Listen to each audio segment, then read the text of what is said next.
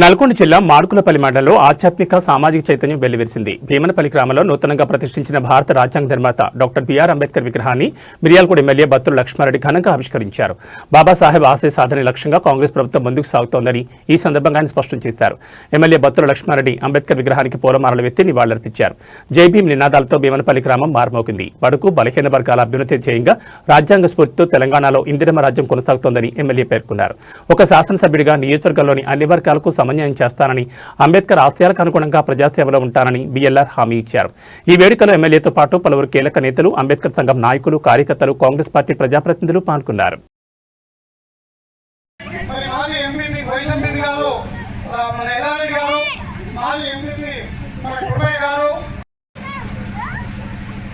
చెల్లగూడ గ్రామంలో అంబేద్కర్ విగ్రహావిష్కరణ కార్యక్రమం ఏర్పాటు చేసినారు.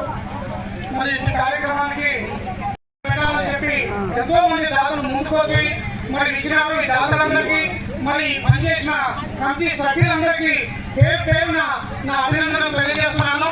అలాగే మరి ఈరోజు మన అంబేద్కర్ గారు ఒక వ్యక్తి కాదు, ఒక మామూలు వ్యక్తి కాదు, మన దళిత గిరిజన బలహీన వర్గాలు, అలాగే మన వెనుకబడిన వర్గాలు, ఈబీసీ వర్గాలు కూడా మరి ఈ రాజ్యాంగం సాధించేటప్పుడు మరి ముసాయిదా కమిటీని ఏర్పాటు చేస్తే మరి ఎవరైతే ఈ ముసాయిదా కమిటీకి చైర్మన్ చేస్తే బాగుంటుందని చెప్పి ఆ రోజున అగ్రవర్ణాలే కాదు దేశం మొత్తం వివిధ రాష్ట్రాల నుంచి మేధావులందరూ మన అంబేద్కర్ గారి పేరు సృష్టించడం చేయడం మనకి ఎన్నో ఆశా ఫలితాలు మనకు దళిత పదాలు, గిరిజన పదాలు, మనకు బలహీన పదాలు అందుతున్నాయి. అంటే ఇవాళ రాజకీయంగా కానీ మనం ఆర్థికంగా కానీ ఎంతో ఉన్నత స్థాయికి ఎదుగుతున్నామంటే మహానీయుడు అంబేద్కర్ గారు వాళ్ళే ఈరోజు మనం ఈ స్థాయిలో ఉన్నాం.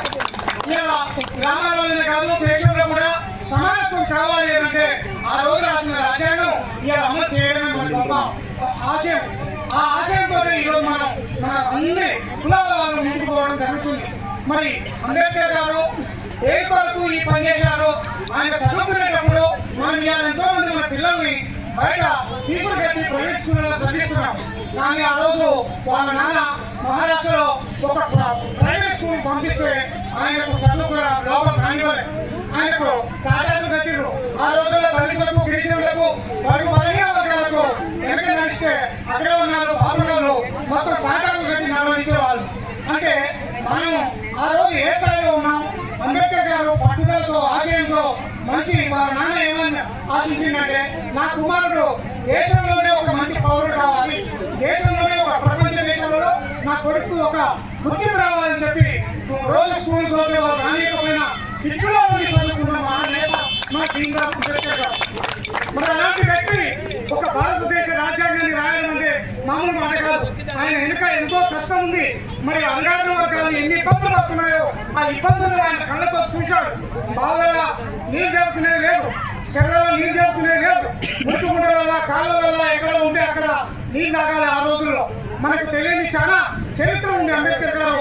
దాన్ని రూపుమార్చి మరి అగ్రవర్ణాల వాళ్ళకు సభ్యుడిగా ఇవాళ మనలో ఎమ్మెల్యేలు ఉన్నారు, మంత్రులు ఉన్నారు, ముఖ్యమంత్రులు ఉన్నారు, మరి ప్రధానమంత్రులు కూడా అవుతున్నారు. అంటే అది అంబేద్కర్ గారు రాసిన రాజ్యాంగ